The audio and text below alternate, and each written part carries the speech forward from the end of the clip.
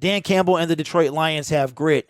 The Jared Goff, DJ Chark combination is just getting started, and Malcolm Rodriguez takes snaps with the first team defense.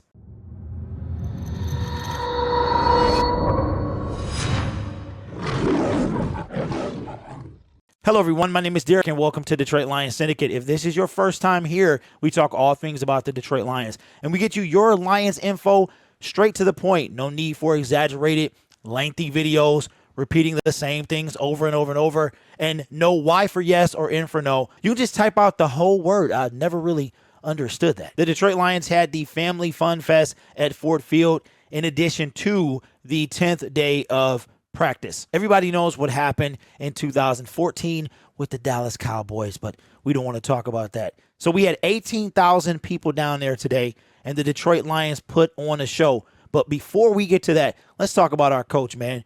He's been full of sound bites time after time after time, from the kneecap to crying at the podium, wanting better for our team.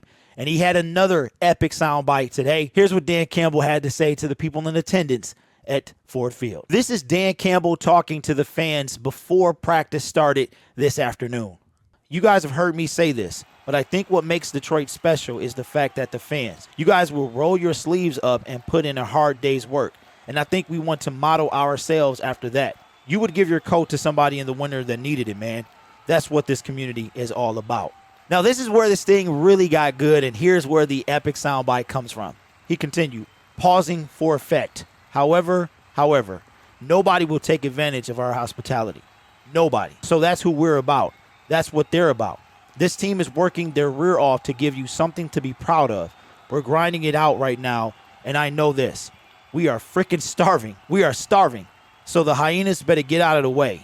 Now, I couldn't help but think of a Lion King reference when he said that. You know, in the jungle, you had Simba, Mufasa, and the greedy hyenas that were trying to eat up everything and take over the pride lands. We are the lions and the king of the jungle. So he's telling them to make room for Mufasa, man, because we coming through. That was just to get things started. We haven't even got to practice yet. And it looks like that the Goff-Chark connection is going to be something special this season. We are still waiting on the return of Jameson Williams. I'm trying to picture this.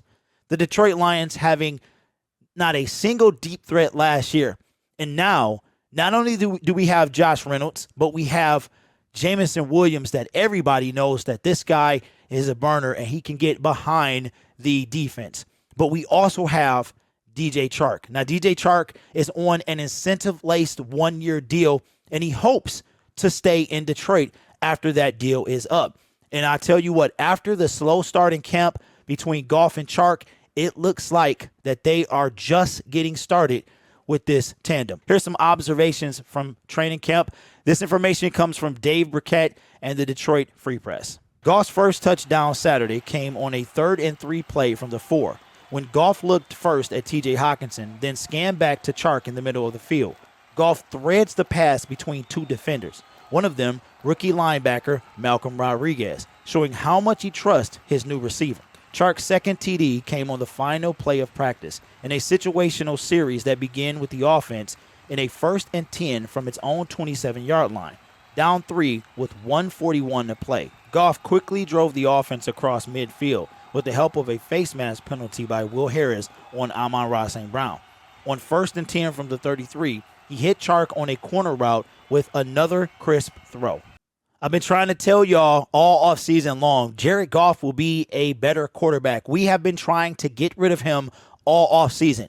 Goff will be traded to the Washington Commanders. Goff will be traded to the Indianapolis Colts. And if you check out the Pivot podcast with Jared Goff, where he was interviewed, you can see the confidence Jared Goff is displaying, saying that he wants to bring a Super Bowl to the city of Detroit. That the team, their goal this year is to win the division and make some noise in the playoffs. So I can definitely see that Goff will have a lot more confidence and he will have the weapons. One of the things that he was told by coach and GM is that we're going to get you some help. We're going to get you those weapons. And that's why they traded up to get Jameson Williams. Thinking about my reaction from the draft, I think I had blinders on, man. I saw defense. And even though we had Aiden Hutchinson, I just saw defense. But now, like Ace of Base, I can see the sign. Last but certainly not least, Malcolm Rodriguez got reps today with the first team defense. We've been hearing a lot about that. He's been having a couple of struggles, but he's been getting more time